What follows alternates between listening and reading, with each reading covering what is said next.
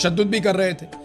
तो खवातीन ने जो मुकदमा दर्ज किया ना, मुकदमे में दो चीज़ें बड़ी अजीबोगरीब की गई और उसके अंदर जो है ना वो एक डीआईजी कामरान साहब का नाम लिया जाता है कि डीआईजी कामरान फैसल साहब ये नून लीग के बहुत करीब हैं, नवाज शरीफ के, शहबाज शरीफ के बहुत करीब हैं, बड़े ख़ास लोगों में से हैं शरीफ ख़ानदान के।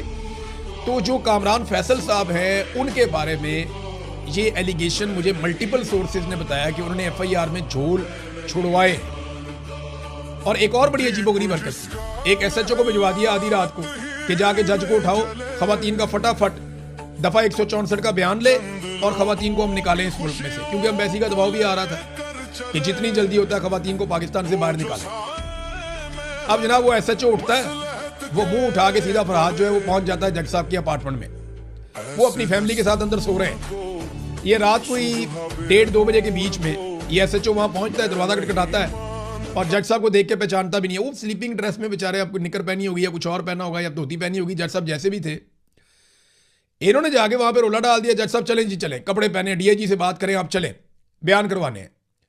जज साहब को गुस्सा चढ़ गया। जज साहब ने सुबह आके अदालत में पहुंचे जब सुबह, तो जजों ने हड़ताल कर दी, मजिस्ट्रेट्स ने। उन्होंने कहा जी ये क्या बदतमीजी है, ये तुम्हारी हरकतें कौन सी हैं? पहले तुम लोगों के घरों में घुसते थे, चादर और चारदीवारी का तकद्दुस पामाल करते थे, अब तुम जज के घर में घुस गए हो। वो एसएचओ घुस गया 2 कांस्टेबल लेकर।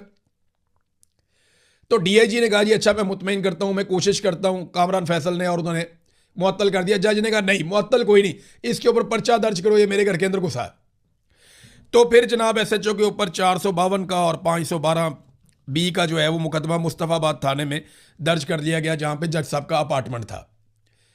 तो अब ये नादरीन कार्रवाई पुलिस ने डाली कि आधी रात को जज को उठा के लाओ ताकि हम फटाफट खवातीन के अपनी मर्जी के 164 के बयानात करवाएं और बस निकालें, सारा मामला इधर रफा दफा करें।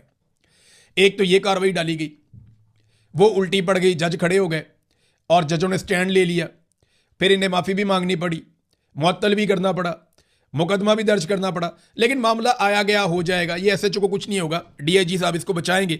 जिनके कहने पे, डीआईजी के और एसएसपी के कहने के ऊपर उन्होंने ये सारा काम किया, तो इनको बचाया भी जाएगा, उनकी जिम्मेदारी है। अब नाजरीन मामला एक एफआईआर का है। एफआईआर के ऊपर अगर आप देखें तो एफआईआर में 2 चीजें बड़ी अहम है।